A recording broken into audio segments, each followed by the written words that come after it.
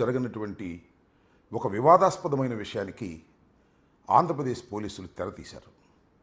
ఇది దేశవ్యాపితంగా పెద్ద చర్చ కాబోతుందని నా అభిప్రాయం. అదేమిటంటే జగన్మోహన్ రెడ్డి గారికి ఉన్నటువంటి Z+ సెక్యూరిటీని ఒక్కరోజు వితౌట్ నోటీస్ ఆయనకు కూడా చెప్పుకోకుండా విత్డ్రా చేశారు. ఇది చాలా ఘోరమైన తప్పిదానికి ఆంధ్రప్రదేశ్ పోలీసు యంత్రాంగం పాల్పడిందని నా అభిప్రాయం. ఎందుకంటే రాష్ట్ర ముఖ్యమంత్రిగా 5 సంవత్సరాలు పనిచేసినటువంటి జగన్మోహన్ రెడ్డి గారికి బై వర్చ్యూ ఆయన ముఖ్యమంత్రిగా దిగిపోయిన మాజీ ముఖ్యమంత్రిగా ఆయనకి Z+ సెక్యూరిటీని కల్పించవలసినటువంటి బాధ్యత ఈ ప్రభుత్వానిది. దానిలో భాగంగానే ఆయన ఓటమి పాలైనా, ప్రధాన ప్రతిపక్ష నాయకుడు కాకపోయినా, మాజీ ముఖ్యమంత్రి స్థాయిలో ఆయనకి Z+ సెక్యూరిటీని ఈ ప్రభుత్వం ఇష్టం లేకపోయినా కొనసాగిస్తూ ఉంది, ఏర్పాటు చేసింది.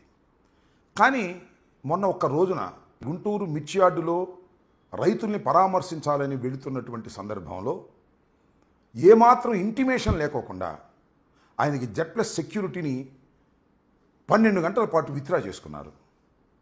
ఇది ఒక ఘోరమైనటువంటి నిర్ణయం. బహుశా ఏ రాష్ట్రంలోనూ ఏ దేశంలోనూ ఇంత ఘోరమైనటువంటి నిర్ణయాన్ని పోలీస్ యంత్రాంగం తీసుకోదు. కోర్స్ జగన్మోహన్ రెడ్డి గారి మీద ముఖ్యమంత్రిగా ఉన్నటువంటి చంద్రబాబు నాయుడు గారికి, అదేవిధంగా ఆయన కుమారుడైనటువంటి లోకేష్ గారికి చాలా కోపం ఉండొచ్చు.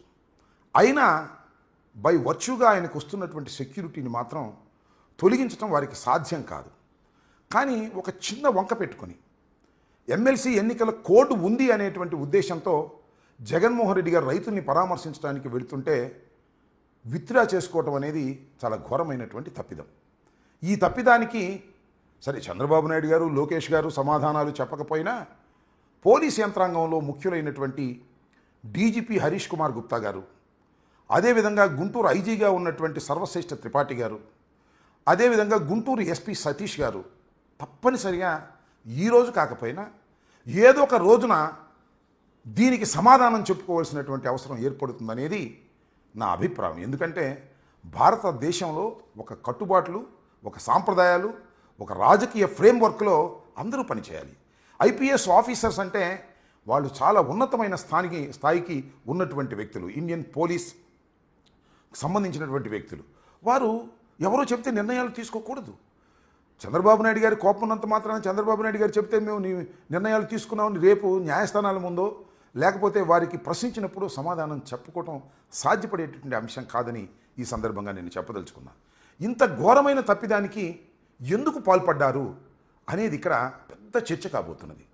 నాట్ ఓన్లీ ఆంధ్రప్రదేశ్, భారతదేశంలోనే Z+ సెక్యూరిటీ కొనసాగిస్తున్నటువంటి ఒక వ్యక్తికి, ఆ వ్యక్తి ఎవరైనా కావచ్చు, చట్ట ప్రకారం Z+ సెక్యూరిటీ ఉన్నటువంటి వ్యక్తిని సడన్గా విత్డ్రా చేసుకుంటే ఏమవుతుంది?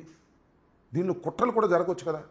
ఒకవేళ జగన్మోహన్ రెడ్డి గారి మీద ఏదైనా ఒక దాడి చేయాలి అనుకున్న రోజున వితౌట్ నోటీస్ ఐపీఎస్ ఆఫీసర్లు లేదా డీజీపీ, ఐజీ, ఎస్పీ అనుకొని విత్డ్రా చేస్తే, ఆ రోజు ఏమైనా దాడి జరిగితే, ఏదైనా అఘాయిత్యం జరిగితే who is responsible for this?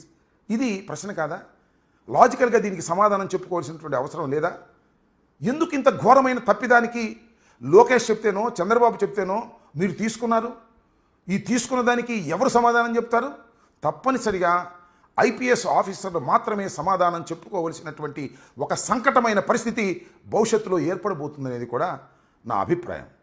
కేవలం మరి ఇష్టం వచ్చినట్టుగా నోటీసు ఇవ్వకోకుండా తీసుకోవటం అనేది ఇంత ఘోరమైన తప్పిదం బహుశా భారతదేశంలో కాదు ఏ దేశంలో కూడా ఇలా జరగదని నేను గట్టిగా అభిప్రాయపడుతున్నాను. దీని మీద మేధావులు ఆలోచించాలి, ఐపీఎస్ ఆఫీసర్లు ఆలోచించాలి. ప్రభుత్వాలు ఉంటాయి పోతాయి, శాశ్వతంగా ఏమి ఉండదు. చంద్రబాబు నాయుడు గారు 4 సార్లు ముఖ్యమంత్రి చేశారు, జగన్మోహన్ రెడ్డి గారు ఒకసారి ముఖ్యమంత్రి చేశారు.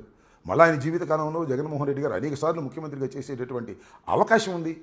ప్రజాదరణ కలిగినటువంటి వ్యక్తి. ఆయన ఒక టూర్కు వెళ్తుంటే ఆ టూర్ తప్ప రైటా, అది వైలేషన్ ఆఫ్ ఎలక్షన్ కూడా కాదా? That will be decided later. Who are you to decide? మీరు కాదు కదా డిసైడ్ చేయాల్సింది. కేసు పెట్టారు, అది కూడా ఒక తప్పుడు కేసు.